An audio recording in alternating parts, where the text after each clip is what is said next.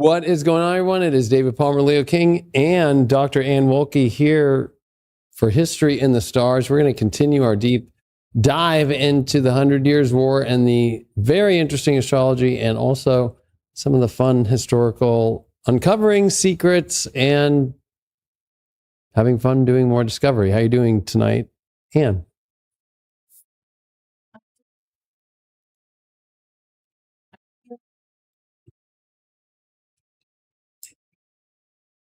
Oh, good.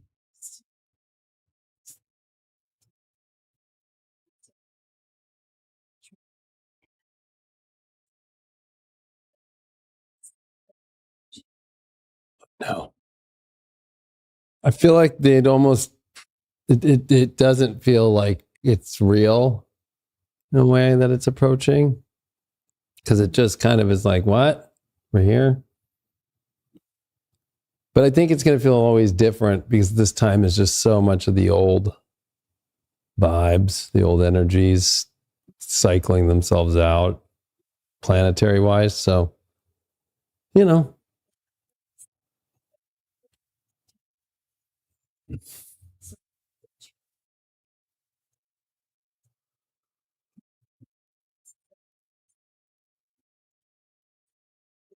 Hold on. They're saying that you're not coming through.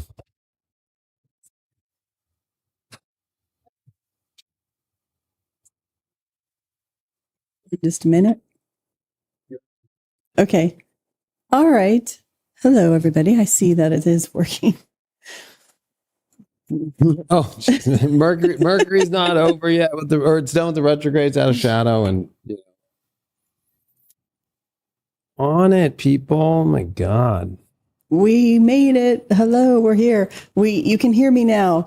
But anyway, what I was asking was, in the past, you've kind of talked about Jupiter as the Santa Claus delivering gifts, right? Like that idea. That was an old way, maybe before this last video you did about Jupiter and new discoveries that you've made or connections. Ball? Yes. If you think about with Ball, right? He likes little kids. He's about fertility. And he has little elves, Santa Claus.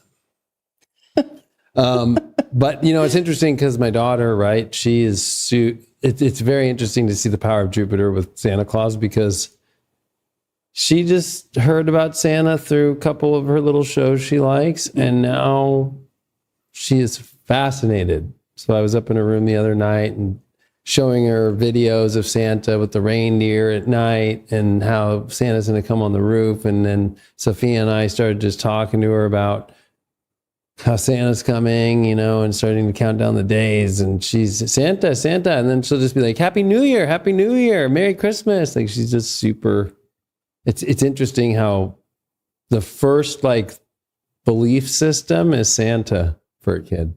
Mm-hmm. It's just like, and juice boxes and stuff like that. But yeah. Well, is Santa going to get juice boxes? Are you going to leave juice boxes out? Are you going to leave carrots for the reindeer? The carrots and all that. Yeah. She's excited though. Yeah, that's great. But I guess I was going to say for a kid, it's always, you know, if a kid is waiting for Santa, it's always an exciting Christmas, right? But for adults, when Jupiter is in Cancer, still retrograde, right? Yeah. Does that make the holidays feel different? Square Chiron, to take your armor comes up during the holidays for people, right? But I think that it becomes lonely for people who don't have families or people who never maybe had a child. Because that's the irony, is that Jupiter that does rule over Santa Claus is about coming to a home with a family. Mm-hmm. So for those who are at the bar Christmas Eve and are single and they're looking at their watch and they're like, well, I guess I never did have a kid.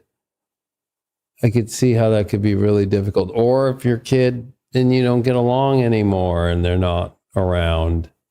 There's a lot of, that's why the holidays are actually the most difficult. Mm-hmm. And especially, that's what I don't like about Jupiter in astrology is people put so much emphasis on it, yet it's actually all the most tragic stories are Jupiter stories. Because they're like that.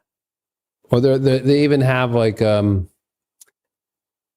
just like this awareness factor that you almost like, that kind of cripples your happiness, because it's like, well, yeah, you're experiencing, maybe Jupiter came through in the 10th and you got the job you wanted. And maybe it's in Cancer or something, right? But then it's like you sacrificed something. You put all of your marbles in one basket in a way that like you're kind of experiencing an emptiness in another area. So that's why I like Mercury, because Mercury can jump around and talk to everyone and get in and out of things and be part of things and be social. Like Jupiter's not social unless you're on that same belief system or you're on the same trip. So it's always funny whenever we go on a plane or we go on a trip, right? When we're saying bye to the people not going, it's like we don't realize it, but subconsciously we cut them off. But the people in the group that we're going together on the trip with, that's all that matters. And it's like, that's the special people in that moment. It's almost like everybody goes, hey, yeah, whatever. Very Jupiter, as he's not thinking about his wife and raping another woman in a weird way. You know what I mean? So anyway, yeah, people can watch my special. It's out. That every astrologer out there that uses Jupiter positively, which I never have, like I've always been the one like, I don't, everybody used to be like, why aren't you talking about Jupiter in your horoscopes enough? I was like, because it's just nothing but, like, that's the most evil planet to me. So is it evil, or does it need the limitation of Mercury? Or does it need, not limitation, I should say, does it need the balance of Mercury? Well, there's no balance with Jupiter. Even if you look at it planetary, right? Like it has its own gravitational pull on us, right? I think the problem is I think that there's nothing to balance Jupiter out with. The sun? No, because that's a star. Isn't Jupiter trying to be a star? Or I just remember, it could be a failed star, which makes more sense to me. It's a failed star. Almost, but no cigar. But it's still one of the brightest things people would see at night. One of them, Venus is brighter, right? So I think that Jupiter, why I call it the most evil, is because it's going to enhance malefic energy, right? So if Mars or Saturn's with Jupiter, there it is, right? It's going to enhance and that's where, if you look at 2020, if Jupiter wouldn't have been in Capricorn, the Saturn Pluto would have been different.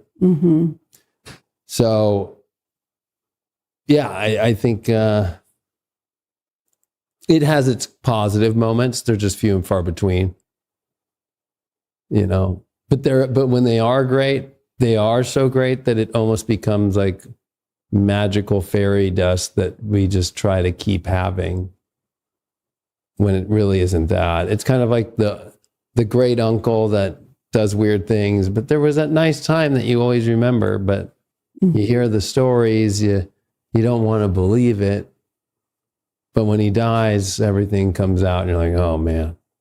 Right. That to me is Jupiter.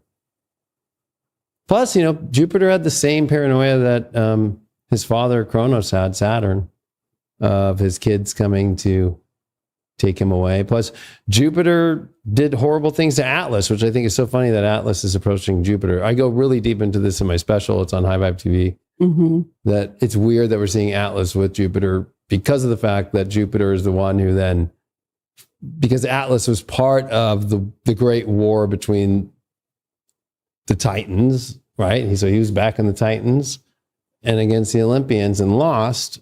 And Jupiter forced Atlas to then be the overlooker of the garden of the golden apples. The same golden apple that Eris uses of discord, which is really the Adam and Eve idea of like the Garden of Eden that has been taken, which is kind of like interesting that people follow all that. But yeah, so it's really interesting that Atlas is also one that in many ways has to hold on to the universe, but from like below, in the same way that you see like depictions of Hercules and so forth. But Hercules also messes with Atlas and says, oh, hey, I'll take over and I can do this, but hold on for a sec. Hey, I'm holding the universe. Can you just wait one sec and just hold the universe back for a second? And then steals everything and leaves Atlas holding the universe again. So Atlas is a very difficult story. And Jupiter's right in the middle of the worst of them all. To be honest with you, Jupiter, Saturn to me are equals as far as evil, but at least with Saturn, you get something out of it. With Jupiter, you don't.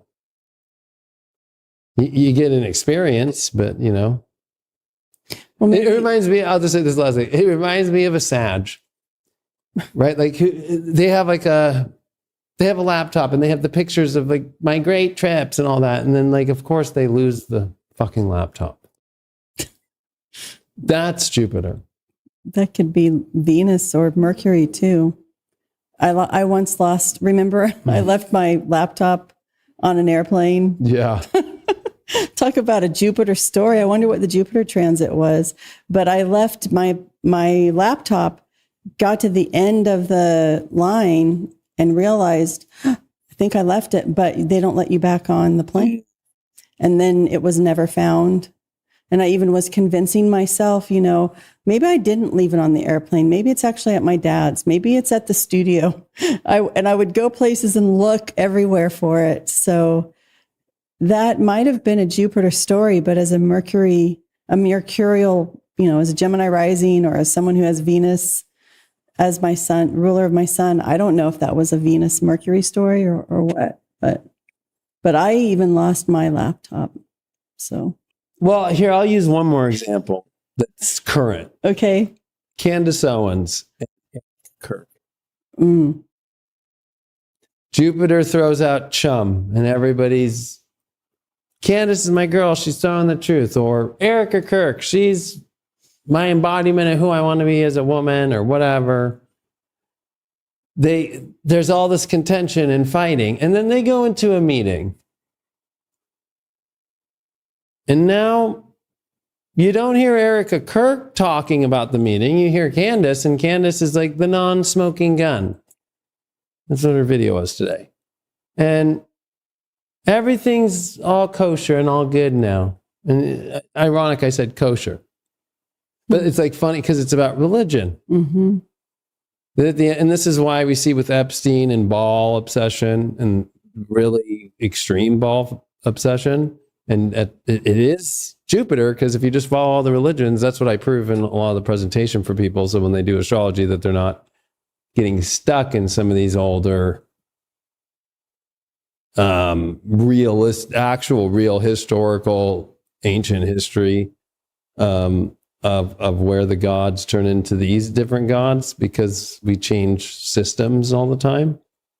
And so if you're following Baal, it's Jupiter. And I think the Erica Kirk situation is like, obviously it's all about religion. Obviously you see the hands behind both Candace Owens and Erica Kirk, right? So you can believe like everything's going to go and the truth is going to be exposed, but Jupiter doesn't expose truth. All Jupiter does is stroke you, make you feel like you're getting truth. You go to the church every day, you're going to go to heaven and all that. And then you're in your deathbed and it's like, there's no heaven, it's this.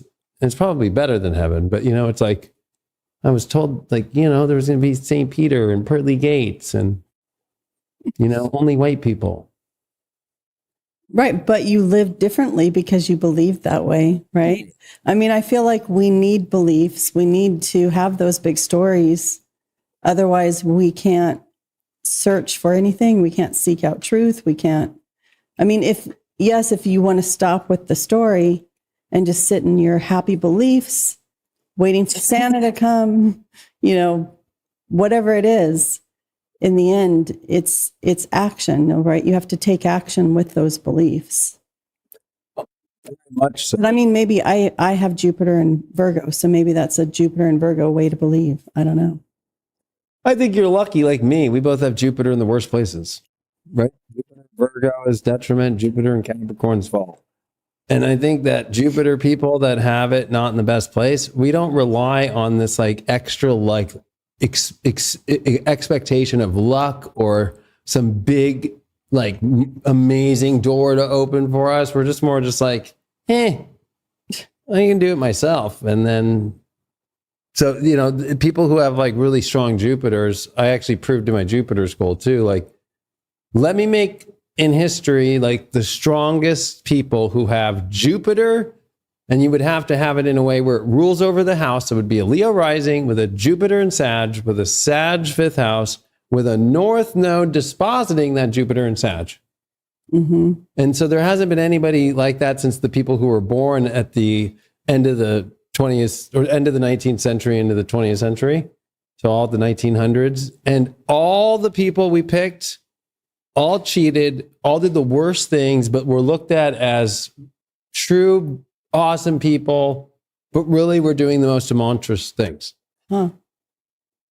Yeah, I remember. And there hasn't been anybody that could be born with that for like 100 plus years. But my proof is that when you triple Jupiter up, you disposit it to the North Node, you have it the ruler of the house, you have it, you know, in every shape or form, the more positive it is, the worse the story. So I actually appreciate those with bad Jupiters. That's probably why I appreciate you so much. Well, thank you. I'm glad my bad Jupiter is good for something. Yeah. Well, I mean, tell me where you feel after last week and where do you want to go today with this deep dive? What got you the most involved in your research? Yeah, I was looking at your research that you had done last week and looking over that paper.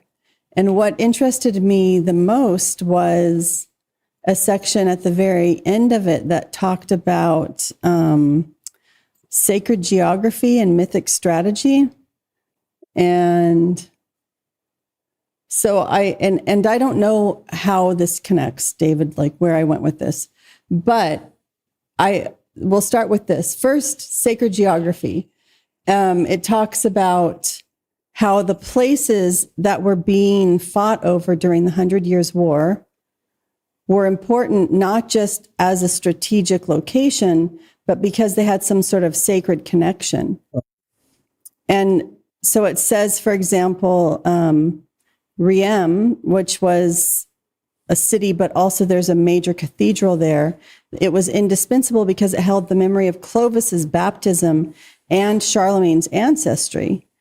Hence, capturing Riem, I know my pronunciation's horrible, or ensuring coronation there became a strategic spiritual objective.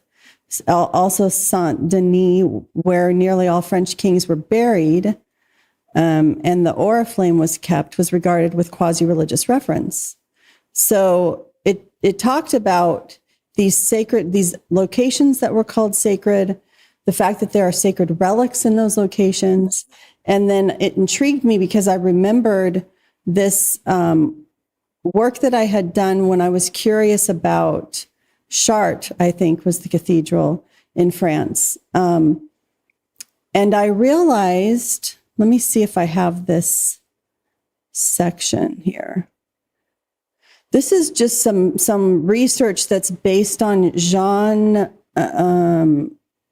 Hani, I don't know how to say the last name, where they demonstrate that the cathedrals in France, the important cathedrals in France, map along the constellation of Virgo. And the code keepers? Understanding of the Virgin before they made it the Virgin in the fields of wheat was the keepers of the codes. It's more Phoenician, really far back. So they're keeping the codes of like sacred codes, or? Yeah, like the sacred codes of like the universe. Because if you think about it, Mercury rules over Virgo. So if you have Mercury ruling over the dualistic signs and mutable signs, of course, of Gemini and Virgo, right? Mercury involved. So there's going to be the codes. There's going to be synchronicities. There's going to be points. Like Jupiter can't do that, right? Jupiter's more like, we're a big church. Check us out.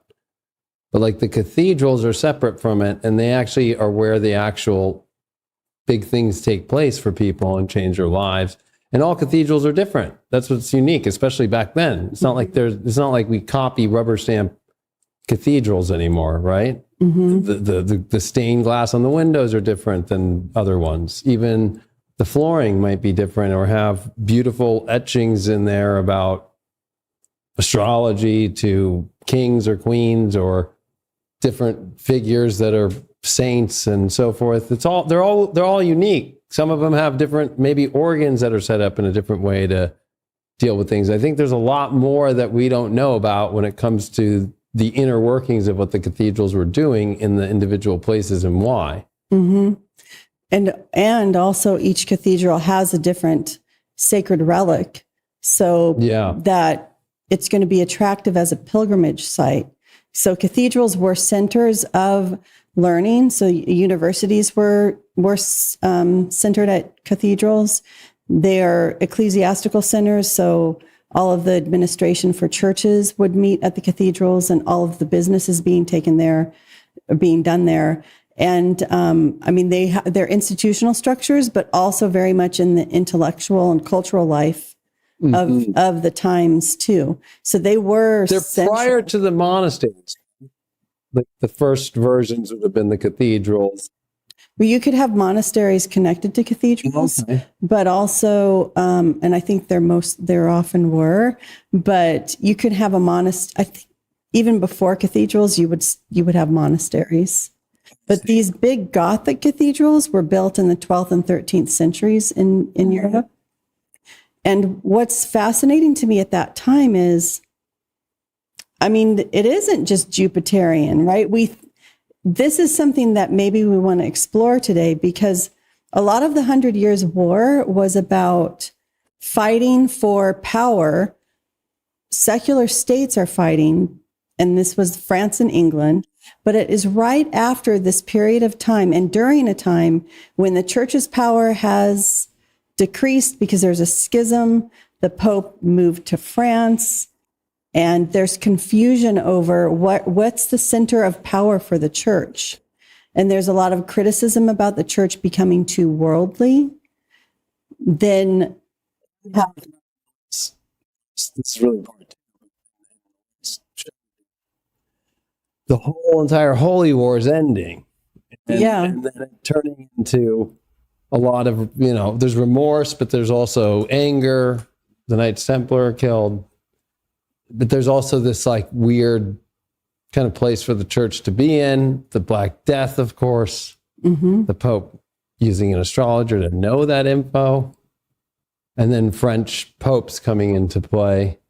And so there's also a question of the power of like, it's a new place because everybody listened to the church to go to the holy wars from any of the Catholic countries, that the monarchs that were serving those popes, right? So you have just hundreds of years of that, ironically. So actually the whole entire Holy War was longer than the 100 Years' War. Right. But it's like it's ironic that it turns now into kind of the same war, but the opposite way. It's not about the other religion. It's not about the Holy Land. It's about people trying to find their holy place of their monarch and which one is the right one that we're going to pick.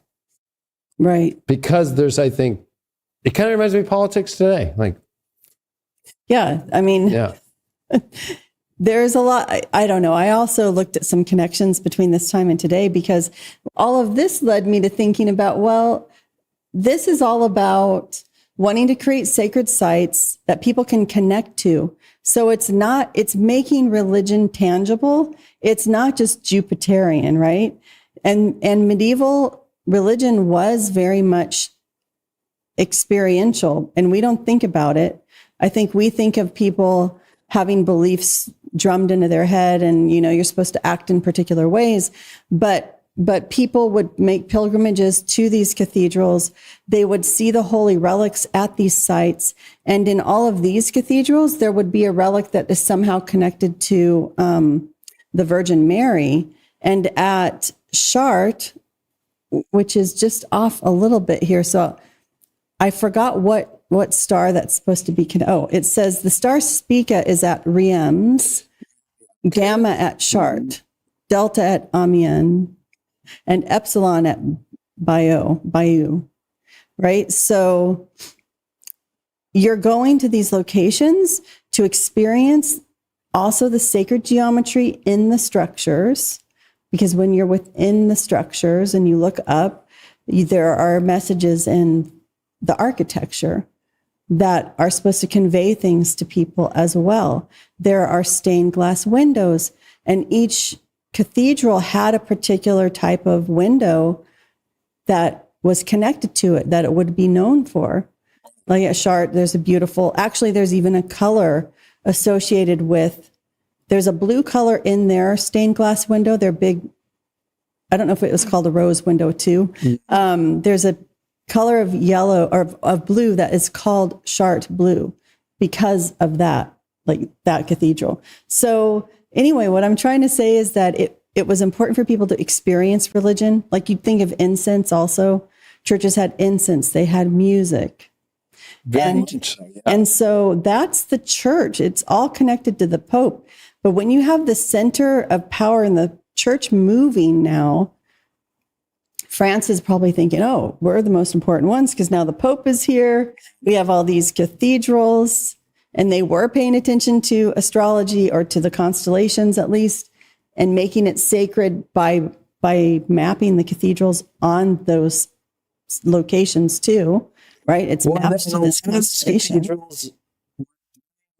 The time of the Templar Knights with the church, and then are used in many ways for the pilgrimages back and forth as like staging grounds to either go or even a lot of questions. There was a couple cathedrals I had looked at that were like ones were during the disbanding of the Knights Templar, that of course that's where you get to the Holy Grail story. That's where you get to other relics that were then hidden, or even the bigger kind of question is like, was Jesus moved after his death and not on a cross, but was he alive still? And did he travel to France, right? And then into Spain. And that's where he truly rests and so forth. There's a lot that goes deep down that rabbit hole, but there's connections to it being part of the whole Holy Wars. Yeah. And it's really weird because as the Holy Wars end, these cathedrals just they stop being made. Yeah. The Dark Ages, 14th century is the end of the cathedrals, like this, and stained glass windows end as well and stuff like that. It's really weird. Yeah. Or they still make them, but it's not in that same Gothic, really extraordinary style. And with astrological symbolism, because there was astrological symbolism till, I don't know the exact date, but it's like circa 1290, something like that. Mm-hmm. Well, I think it's interesting too that without the church, there's some sacrilegious comments going on in the chat. Anyway, in the high vibe chat of all things. I'm joking though. I had to make a comment on it. But as that central authority is waning, and there's not this need to go to the holy wars, into the crusades, right? What's happening is the states or the kings are starting to think, oh, there's this whole industry here and I could profit from it. That's not directly, that's just my theory, because it's interesting at the same time that the Knights Templar are disbanded, and that money, so all these rumors circulate about what's wrong with them, and they're disbanded. The French king gets to take all of their treasures and have those. The French king can have a little more, or has this connection to these locations. And so, it can become more, it's becoming more secular. And the king is taking more of the power and authority that was once given to the church. And then with that authority, they're starting to fight each other. And the English are suddenly saying, hey, we actually claim all these territories. This is ours. So there's something about, it's not just the idea of wanting to have these territories. Like to make my long story short, it's about wanting to have certain territories that give you a claim to the power. So if you control these territories, you're the one who God favors, right? It makes it look like you should be the divinely appointed king, or you're the heir to Charlemagne, whatever it is. Yeah, it's kind of like is part of all that too, because if you think of the royal jewels, you think of the Knights Templar wore their knight armor, but they also did have their Templar flag, but their cross, the fleur de lis, like there's all these signals, but the cathedrals are like a massive signal, because actually that's where the normal common people are also going and meeting with a knight or somebody maybe who is part of whatever the monarch is. Like everybody's meeting in these places and they're moved together. So it's kind of an interesting place to where you could also maybe kind of sway people's opinion about things in those cathedrals. Yeah. By how you create them, how you make them, or even how you just use them. Yep. Right. Yeah. But I think that's what's kind of like an interesting moment of like coming into this 100-year war to me is we had talked, there is a lot about that whole holy war. But if I think like at the same token, the French and the English, and then you have to like add the Catholic Church involved in Italy as like a separate, they're all three really big parts in it. But of course, it's mainly kind of then moves really deep into within England itself, figuring out its own monarch, right? So it's kind of interesting. It becomes like this, like kind of like multi-part war that eventually it's really about just who's going to be the monarch in England, that it kind of, the story really gets big. Of course, in France too, there's a lot of that, but like you don't see the whole like Catholic Church becoming as big of a deal near as much as within the country of England itself, who's the monarch, and this battle of what's the right line, what's the right family. But you see that also in Italian politics as well during that time, and big families as well, right?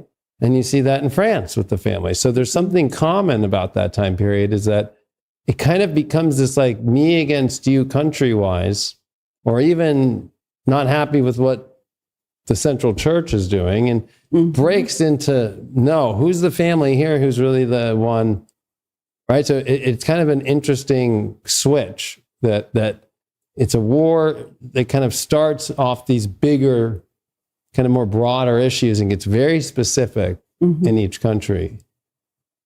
Does that make sense? No, definitely. Yep. I think that's exactly what's happening.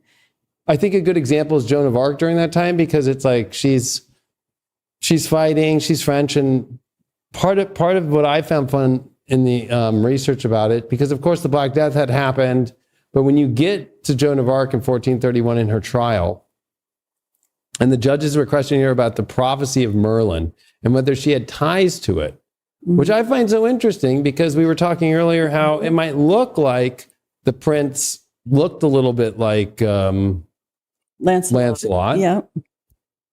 But like Joan of Arc's one of the biggest saints in Catholic history. And in the trial, it's about the prophecy of Merlin.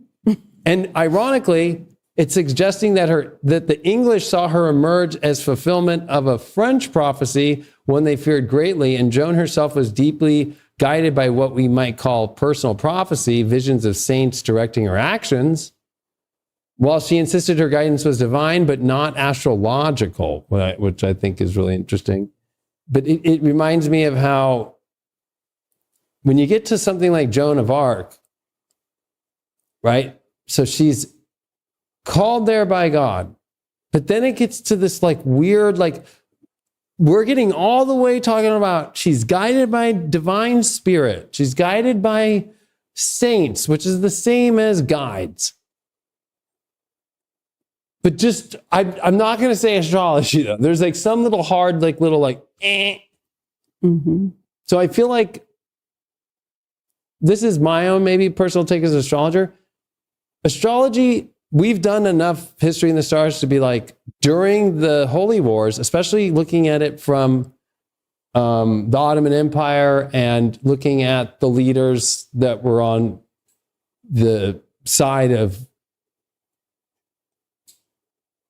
if we just want to say, if it's the Holy War of the Muslims and the Christians, right? On the Muslim side, there's the same thing happening, right? There's Saladin, we went into that, and actually the oldest universities are still in the Middle East today. Mm-hmm. And there's the same magic alchemy schools, and the same kind of weird tension is happening there.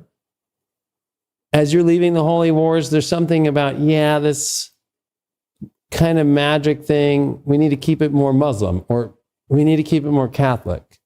Right. And so it's almost kind of like her example is kind of interesting for other monarchs, because she's at the same time where you're really seeing that 100 Years' War get more, I guess, robust, right? Because it starts right before the Black Plague, right? And it's ending during her time. Mm-hmm. And Henry V is coming on the scene. And I think it's just an interesting kind of way of like seeing this kind of taboo come up, because she's a great example of somebody who has a lot of taboo kind of around her and then ends up becoming a saint through the Catholic Church. And it's also about a prophecy fulfilled that's a French prophecy that the English are calling out a French prophecy. Even though if you want to take the whole Camelot and Avalon story, right, that Arthur, of course, it's an English king. It's based upon an English king. Mm-hmm. Lancelot's a French prince who is taken away by Lady of the Lake at birth and brought to Camelot, right? Merlin is not from anywhere. Yeah. Right? Like he's not representing a country, right? Because him and the Lady of the Lake are from the divine. But it's kind of weird that there's that prophecy element, and then don't say astrological, but she's guided by spirit, and no, she's not here for some sort of prophecy that's almost like if it's really bad for the English, if the French prophecy comes true, or is it really bad for the French? It's almost like maybe both sides are having the church being the puppets that are saying that for the church. But then the church, of course, loves to then make people saints if it works for them in the long run. Because I would say that Joan of Arc, probably for people at that time period, while they're watching 100 Years' War, their countries are battling on who is going to be the rightful monarch, that she represented the opposite of that. That she's not a woman who's trying to become a queen. She's not trying to become a monarch, that she's called by God. And that reminds them of what? The beginning of the beginning of the war and prior, which was the Holy War, that people felt like they had to go to the Holy War because they were guided by God. So it's weird that comes back up through her. Mm-hmm. Yeah, I was thinking about her also as kind of like a chivalrous, a version of a knight in a female form, because of the way she is represented in the history of the 100 Years' War. I mean, because what happens also after the end of the Holy Wars, these stories about chivalry become really popular. And it's like, okay, it's the time now where the Templars have been disbanded. That special group of knights doesn't exist. So now the secular kings are trying to embrace those mythologies and trying to bring that into their own courts and prove to everybody, hey, we're the new knights, right? And we'll talk more about that, because I think that's really interesting what Edward III was doing. But But then I was thinking about how Joan of Arc actually becomes like a knightly figure for the story of the 100 Years' War, because she is the one who defends the honor of France. She decides, you know what? The English king is not the rightful heir of the French throne. And also by then, Henry VI is king. So because Henry V died when he was really young, I think maybe 34 or something. So who knows what would have happened? When he was in his teens and 20s. Yes, he did. And he's another one actually who. He's one. Yeah. It's interesting. Yeah. It is interesting how that tends to happen a lot. Yeah, it reminds me of JFK. So the president, the more I'm like, oh no. Yeah, well, Like we've seen plenty of that with Trump this week. you know what's interesting too is that we see leaders so much older than anybody ever would have been seeing the leaders. Like I remember, so when we looked at George III, he started to lose it publicly. Like people did know, okay, he's got some issues with his sanity. And he was a little bit younger and he did live a while, but not like now we have leaders who are of advanced age and we expect them to be operating as if they're in their mid-30s. Like our expectations of leaders haven't changed, but the leaders keep disappointing us. So maybe we should start to reevaluate. They're just pumped full of medication and Valiums. whatever gets them to feel chilled out, and then they're probably on a million ED drugs.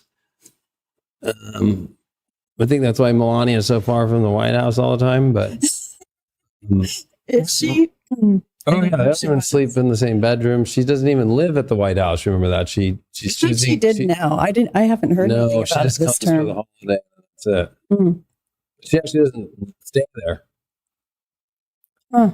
But anyway, what was I saying? Joan of Arc is kind of like a French female knight, but she presents herself in that way because she's dressing like a man in order to be able to lead the prince to trying to get the Dauphin of France to actually be the king. She has to dress like a man so that or a boy so that she can join the army and lead them. But it is really an interesting story. And so the prophecies were about sword that was the sword of Charles Martel, the grandfather of Charlemagne, that Joan reportedly found at the St. Catherine's Church. And that was prophesied by the Maid of Lorraine who would save France. So there's a whole, there's the reflection of like Excalibur, but connecting Excalibur to Charlemagne. So more like Uther, the father of Arthur. So Charlemagne being Arthur, Uther being the grandfather of Charlemagne, and that sword connecting it all in that kind of a matter, which is kind of is really interesting that it's all around that. And that's what the common people were like, this is it. She's the one. Well, yeah, I just imagine having, this is actually, I have found a print or, a copy of one of these prophecies that was. I want to say too about just literature at that time, because the beginning of the war is in the Dark Ages. I mean, it's horrible. And there's not a lot of records. Well, there are actually a lot of chronicles about the 100 Years' War. Oh, I was just saying like maybe more in like the general, right? They always look at that 14th century as kind of like the Dark Ages because there's the plague, the Black Death. Yeah. That there wasn't a lot of art, hence the beginnings of the Renaissance that follow after the 100 Years' War. The world definitely expresses itself. Or even if I look at like literature like that, like there's something about the end of the 100 Years' War. And whenever I go to a museum, right, it's like, the oldest paintings I usually can get are these ones that are more from that time period, like mid to late 15th century is like the real kind of beginnings of like where they'll show a lot of stuff. You know, it's what's interesting is that the beginning of the 12th century. Well, I mean, because this is actually the period of time that they would call more of the High Middle Ages. So universities are starting to develop, literature is starting to develop, and humanism, this type of Christian humanism is starting to develop. You really can see the origins of the later Renaissance in the early 1300s. So they were starting to recover old texts and coming into contact with more of the learning. Then you've got the plague that happens. But this is why the Renaissance can really pick up after that time, because I would say already in the early 1300s, the power is starting to crumble, right? Or starting to shift a little bit. And I don't remember what the astrology is at that point, but no, that's a new word. Yeah. So things are starting to dissolve, and there's less of a certainty about who has power because the Pope has moved to France, right? So that's making everybody think, now, is this Pope actually supposed to be the Bishop of Rome, or is he the Vicar of Christ and therefore he can move to France, right? There's all this theological discussion. And when that starts to shift, people realize, hey, it might not just be like Santa Claus. It might not just be a belief that we can't touch, because the kings start to realize the possible power. If you can control the Pope and you can actually move him to a completely new palace and have him do your prediction, or here are the good astrologers and all that stuff about the plague, but be in France, it really starts to dismantle that system. But after the plague, you have so many fewer people, and those institutions fall apart further. And that's when everything can really take off, because a new class of people can also enjoy learning. And, you know, I just put it together. So, you know, you're talking about this period where they're looking at, oh my gosh, it's a French Pope. After the Black Death, Neptune's Pisces coming into Aries, right? Then you do the next Neptune into Pisces into Aries, and it becomes the beginning of 400 years of just Italian popes. When is the next Neptune in Pisces again? It's 15 is the end when it comes into Aries during the Reformation.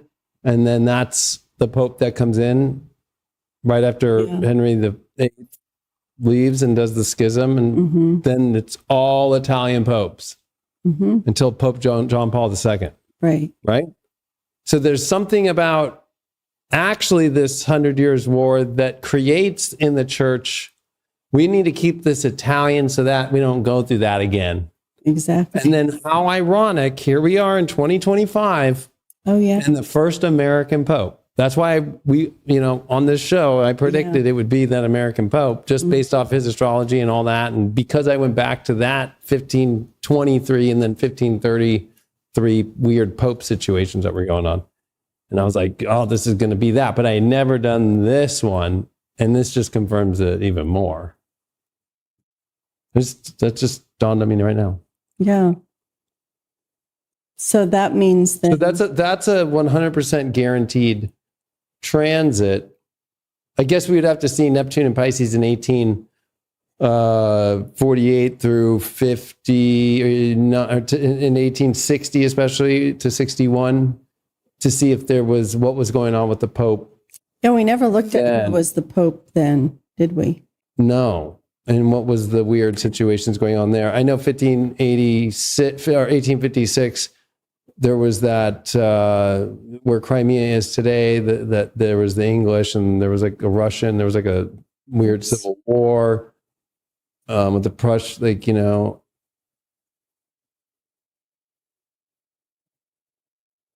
Oh, so, okay. Oh, during Italian unification.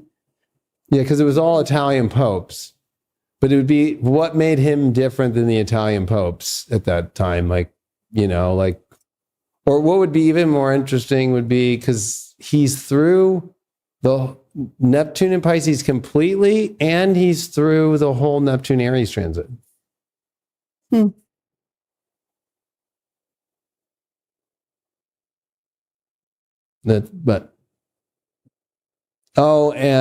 his doctrinal definitions are like immaculate conception. He declared the dogma of the Immaculate Conception in 1854 and convened the First Vatican Council. Interesting. Huh. There's definitely a very much trying to secure the church with Neptune and Pisces and Aries. So it left Aries, or it left Pisces in the in the 1370s. Was that it? I think I remember that. Yeah. When, that's in my head, but yeah.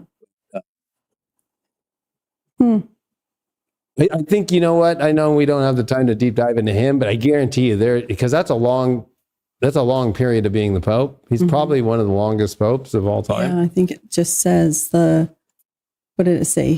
Making him the longest serving Pope in history and the last to rule the Papal States. And while he is Pope, Italy becomes a state. It becomes unified and becomes Italy. So he's shepherding it into this new configuration. Same way that when Henry VIII left the church, right? It's this really hard cling to get other, monarchs to either force Henry off the throne, to regain in them looking at England as their own territory, but they lost territory because of the fact that the monasteries were all taken from the English monarch, right? In that case, they lose the Papal States. In the sense of a French Pope who leaves, the church loses. So there's something about the church always losing something that it wants to hold on to. So maybe, to zoom forward to today, when Charles was visiting the Pope, maybe the Pope is losing some of his exclusivity by inviting the heretic English king, the rival church. He's invited him in, and they're leading a joint service. Well, I think it's even weirder. I think of having this American Pope in there now is more like with what's happening with Venezuela. Like we're about to find out within the next 12 hours, because Trump moved his announcement to tomorrow morning now. Oh, wow. But we saw that Venezuela's troops and the president, Maduro, are all ready for war. And the leak throughout DC today is that Trump's about to announce America's going to war with Venezuela from the White House. And now he's moved it to the morning. After a massively crazy article on Vanity Fair with his chief of staff, who's on record 11 times recording, saying what's really going on in this whole White House for the last year. It's almost like she, in many ways, is trying to separate herself from what's about to happen. And she calls all of Elon out for microdosing, asleep on the couch all day, to J.D. Vance as a conspiracy theorist, and also that MAGA. You didn't see it's the biggest article ever. Sorry, I was diving down my deep dive on quantum sensing or whatever. Okay. Yeah, Susie Wiles and Vanity Fair. Oh. And she dropped.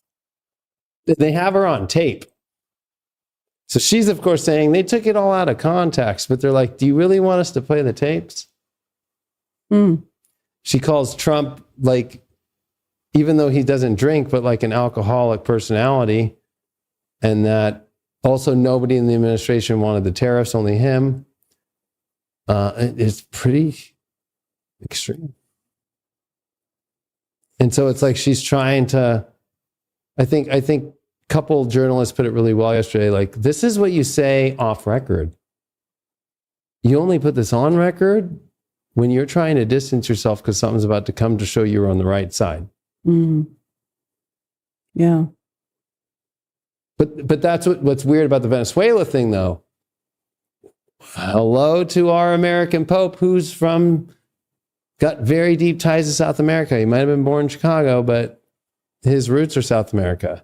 And where's the greatest prize for the Catholic Church now over this last century or more? South America. It makes me curious. So it's almost like using mundane astrology, my prediction is that what's going to be the great loss to the Catholic Church? South America. And what happened during the Neptune in Pisces into Aries was the Spanish coming in and taking out the Incans and taking out all of the Aztec Empire and all these viewpoints and religions and converting people by force to become the Catholics that they are. That this is like the end of that forcing upon. That the higher force would look at it as like the loss of South America would actually be kind of much due for South Americans to find their own religions, truly, and maybe get back to their own ancient roots, opposed to what they were forced upon by the Spanish. Mm-hmm. Someone's saying your audio is garbled at the beginning when you start to talk, but I don't, and I was waiting for confirmation. Can you, I guess I can turn this up. Well, just at the beginning of when you talk, and then it's going normal. So can people hear David? Let me know in the chat, please, or let us know. I know I had to redo all the DAWs, and I haven't been able to have, it's just a lot going on. Yeah. So have you ever looked at the chart of Venezuela to see what's going on for them right now? Are they actually, are they Pluto and Aquarius? Anyway, I'm thinking, did they have wait, actually, I should know this. They're actually founded in the early 19th century. But I'm just wondering if something's going on in their chart right now. Who again? Venezuela. Oh, I haven't looked too much into Venezuela. I mean, we did go into Venezuela, and I was like... 1811, July 5th, 1811.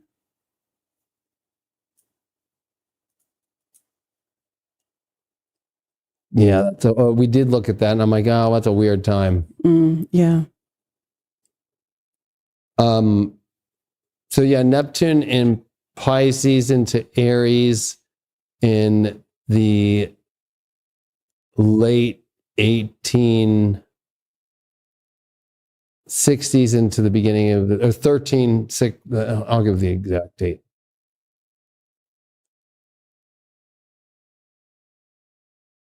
Ingress Neptune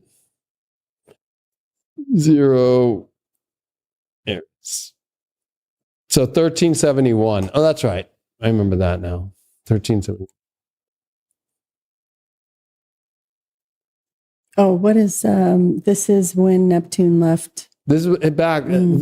So it's what's happening in 1371, and that's actually where the prince comes in, right? He's sick at that. He gets sick, and he kind of starts his downfall at that point. I'm wondering if the church loses is that where the Pope is in France then? They go back in 1378, and that's when he gets back to Rome. So it's always the loss. The church is losing land, and they're losing their power in a way. I think that we're going to see the South American countries pull away from the Catholic Church.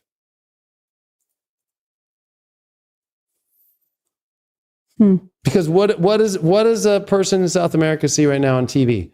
Their Pope meeting with Charles III that even they know is crazy. Probably Americans don't know. And even probably people who live in freaking England of all places don't even know. They've forgotten. But a South American will know that. Like, why isn't my leader up with them?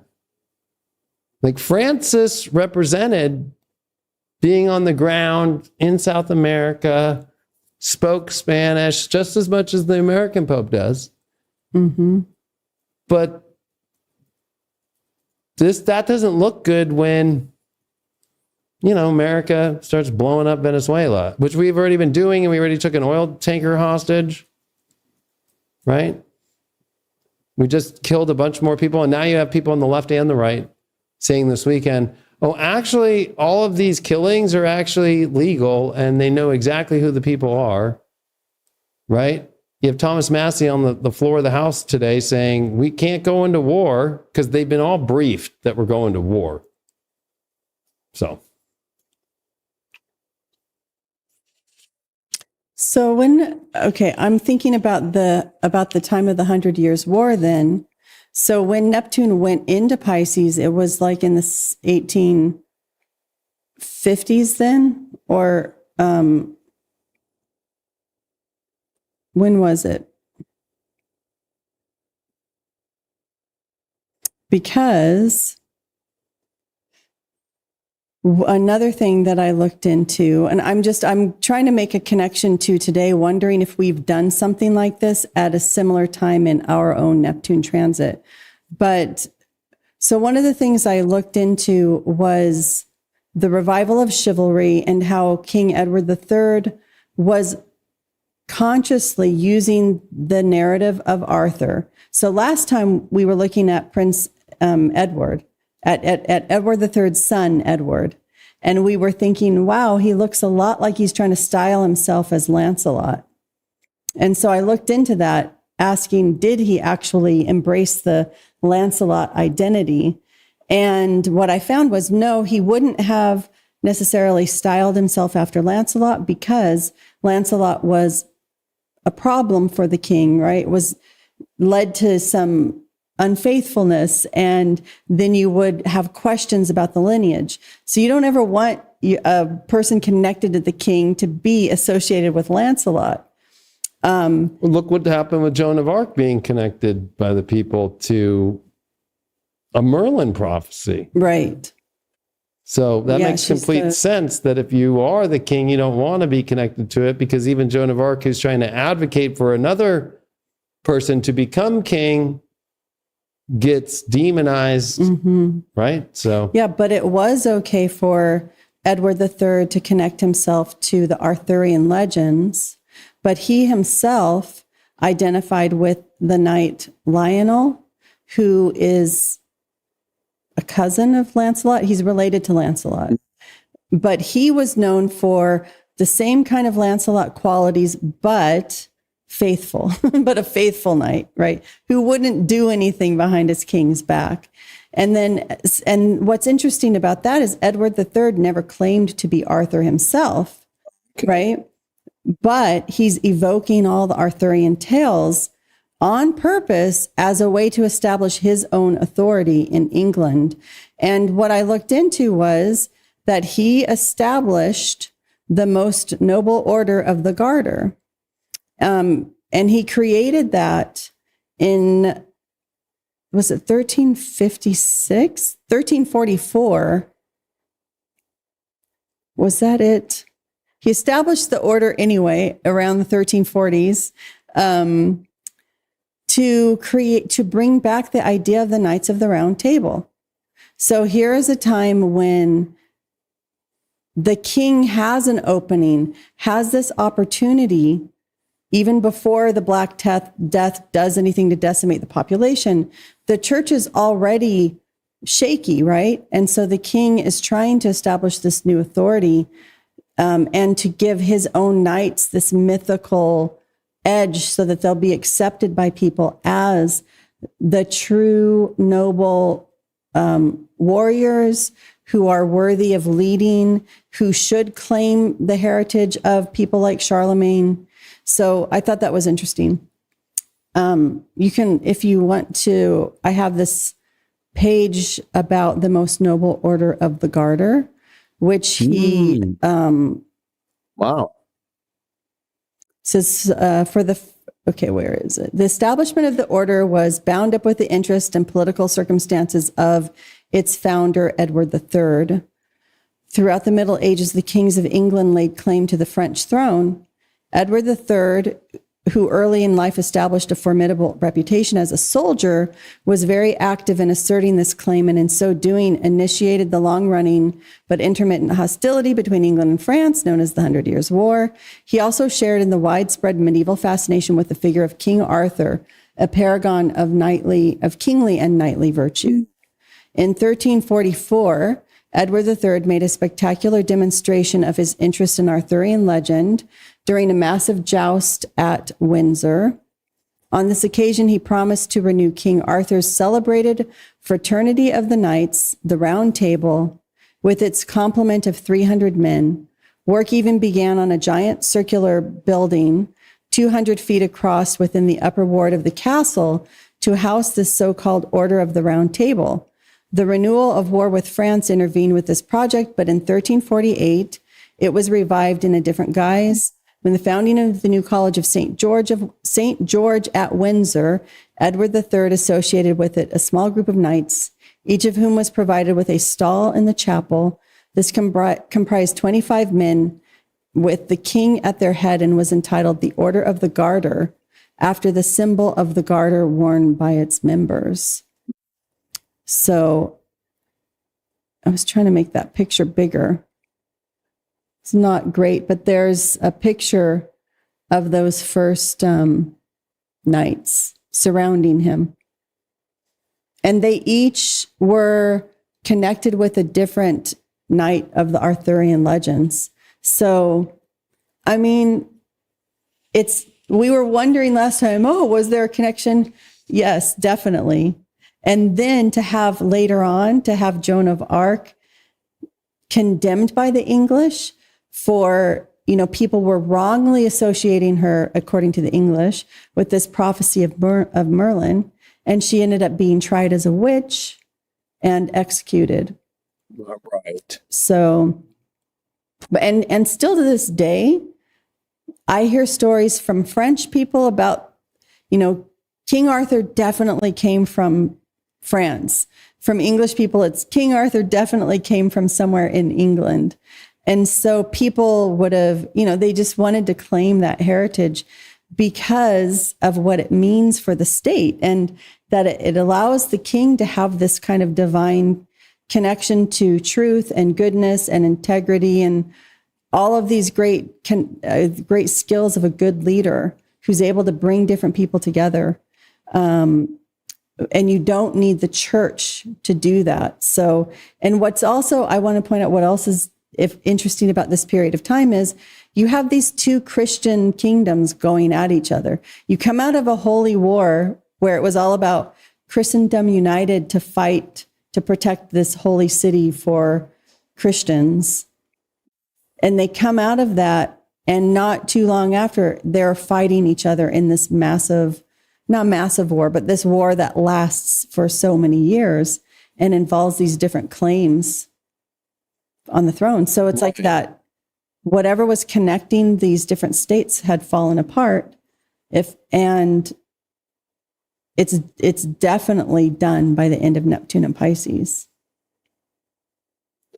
So that's mind-blowing because you have massive overlap happening. You have Edward III doing a round table, acting the part. You have the prince looking like Lancelot, but even though he's not saying that. Yeah. Then you have Joan of Arc, the Merlin prophecy, and then we were talking about the cathedrals. Mm-hmm.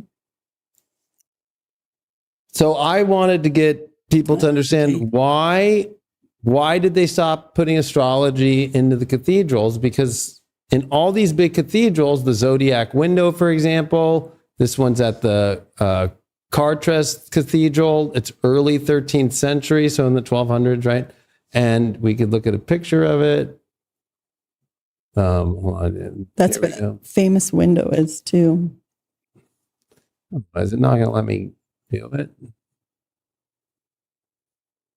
Well, that's weak. I think it's probably at the bottom here. Yeah, here we go. Yeah, here we go. This is the famous image in astrology to also show its connection to the body parts and so forth, right? It all comes out of a cathedral. But what's really wild is I never knew some of these little stories because I had to go really deep on the research on this one. So, and I think people are going to laugh. So like even Notre Dame in Paris, zodiac signs were carved on the west facade door jambs, the portal of the Virgin, connecting to what you did earlier, and depicted in a large rose window. In England, in Canterbury's cathedral, early 13th century, pavement by St. Thomas Shrine had inlaid marble medallions of the zodiac and the months. And in Wells Cathedral, later installed an elaborate astronomical clock. I'm sure people have seen that on the sundial that's at the front. It's actually outdoor and it's outside and it's still there. All these examples show the medieval churchmen saw the cosmic order. But it's so funny because when it actually comes up to right as the 100-Year War begins, the church changes the stance. And it begins in a really weird way. So one is, I'll show the conflict between astrological determinism and Christian doctrine. But listen to this, that, oh my God. Okay. So there was a man named Aquinas, who admitted that many astrological predictions came true in general way because most people are swayed by passions, which could be influenced by celestial factors. And this is during the Holy Wars and the end of it. But however, he insisted that a wise man, okay, the Bible, who found Jesus? The wise men. Yeah. Okay. Guided by reason and virtue, could resist the star's influence. I mean, I can't even make that up. Right? You're going to take the exact three wise men find Jesus, but now that I'm in a place where I can say what I want about it, that a wise man resists the star's influence. So that means that the wise men were not wise and that Jesus is a story that we shouldn't follow. Yeah. Because they were influenced and couldn't resist the star's influence. And that had no astral configuration, could necessitate sin or override free will. Then it goes into that. So I'm going to kind of skip because I have to go here in a second, but papal decrees begin to reflect this in 1312. So this is the disbanding of the Templar Knights, 1307 through like 13, I think 1314, right? The Church Council of Vienne condemned various occult divinatory practices. Soon after, Pope John the 22nd, whose reign was 1316 through 1334. So he's the Pope during the beginning of the 100 Years' War. Would prove pivotal, took an active stand. He was alarmed by reports of clergy dabbling in magic and astrological rituals, especially given the political turmoil of his era, which would be the 100 Years' War beginning, right? In 1326, he issued the bull Super Ilias Specula, which equated engaging in certain astrological magic rites with heresy. This decree excommunicated anyone who dared use magic or invoke demons or make use of divinatory rings and astrological images. Wow. So the irony is that this whole 100 Years' War, in the background from the church's perspective, and why you see the cathedrals all end. That's why I always say, like, it's so weird that it stopped, but now I have the answer.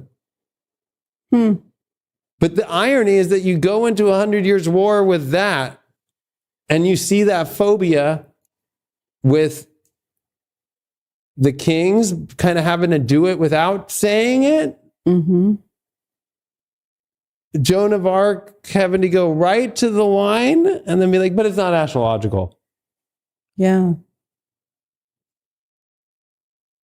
That's the most irony of all of it. And then we did in the last episode during that time that whether it was the Pope during the Black Death, who was the Pope after this Pope who made this decree and this excommunication, right?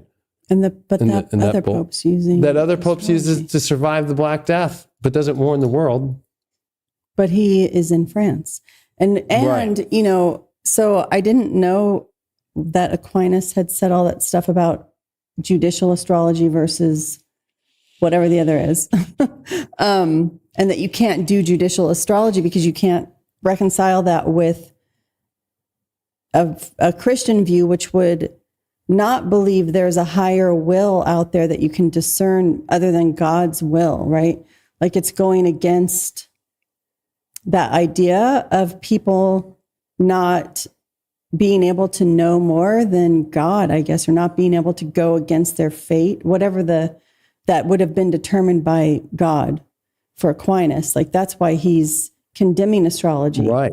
And now saying the same wise men who figured out the prophecies that led to Jesus, don't be like them. But like we know, kings and popes obviously continued astrology. They just outlawed it for the ordinary people or for making predictions about their own downfalls. Cathedrals, because that's the door to the common folk. Yeah. Right. I think it's even more interesting that at the end of the 13th century, during the end of the Holy Wars, it was the teachings of astrology were part of natural philosophy, but unacceptable as the guiding force in human affairs or church teachings. So it's really interesting to me to like look at Christians talk about it today. Like Jesus condemned this 2,000 years ago, but it's like, no, Jesus never condemned it, right? No, it says in the Bible something that Right. they're interpreting, but Jesus didn't say it. But Jesus didn't say it. And the irony too is that it's more about false idols, which are connected to Jupiter, especially Jupiter, because that's Zeus. The Greek Zeus turning into Jupiter, the Roman version of the religion at the time during the death of Jesus, right? So it's like false idols being Jupiter, but then they go back to Babylonia, which of course goes to Hanan, and then of course that connects to Baal when you go really far back in the Mesopotamian, right? So it's like, and that's all connected to Jupiter. So it's always the Zeus. And then if you go to even in like Germanic and stuff, you know, that's where you get to like Thor, and you know, you can go down all those roads, and there's a similar lightning bolt, obsessed with kids, right? So I just think it's interesting though that the 100 Years' War has so many things happening that would really make people like something that was part of anybody who was a knight during that war, or maybe served, you know, as a woman at a monastery to help the soldiers or help people on their pilgrimages to the Holy Lands, like had all that, like this was normal. It was okay to talk about. It was in your cathedrals everywhere. And then just now it's all shut on you.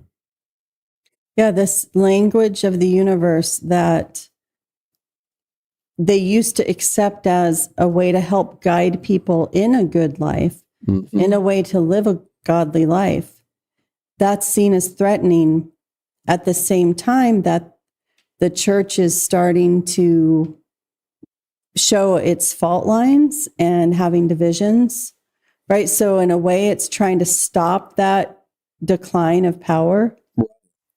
And it's kind of interesting because if you follow, like back then, 1312, let's say that's the papal bull that comes out, that's where we've been living in like 30 years ago, right? Like Neptune as it's going through Scorpio and Sag, and especially Sag, right? Like the taboo of astrology and all that becomes very extreme in the 80s. Yeah. Right? Because the 60s, right, was when it was the opposite, right? Astrology and astrology books are at bookstores, and people and Christians aren't screaming off rooftops like you can't do astrology in the 60s. Right? So it's in the 70s or the 70s. But the second Neptune comes into Sagittarius, boom, right? It's like demonic, it's evil. And the same thing happens again. It's really interesting because I mean, just one more thing is something I've noticed when I was looking at the schedule for the Conscious Life Expo was that they put the astrology panel, and this is a yearly event that happens in February if people don't know what that is. And David is always presenting on the astrology panel and also usually doing another presentation. And the astrology panel is usually on what, Sunday or Saturday of the main conference. And I can understand doing this because it probably makes sense to get people to stay. But the astrology is moved now to the post-conference. Yeah, they wanted to make room now because of UAP. Right. So now there's Elizabeth April with like channeling. It's so much about channeling because I was looking at the program and it's so much channeling. Really, and aliens, but a lot of channeling. And I was thinking, but if you do channeling without the astrology, it's not as strong, right? Because people can channel and you can look at the astrology and you get an even stronger message. And usually it's very similar. What people are saying in their channels is very similar to what's happening astrologically. And you can see how that works together. It's coming from a similar source. So, but I will say that we'll think this is better because, of course, Rick Levine's going to be there. Astro Blitz. We got a lot of great people. It's going to be more like as if it was just more about an astrology kind of event. Yeah. That people who might not be at the conference will come to. If you're just in the LA area on Monday, you just buy the ticket to come and you're going to see a really powerful astrology. We get more time too. Right. But it's still interesting to me because it's to me similar to this period of time of kind of, and a general trend of people becoming more suspicious of things like astrology. Of course, they're also suspicious probably of channeling, but now you see a lot more Christian prophecy people becoming popular too. Scene now too.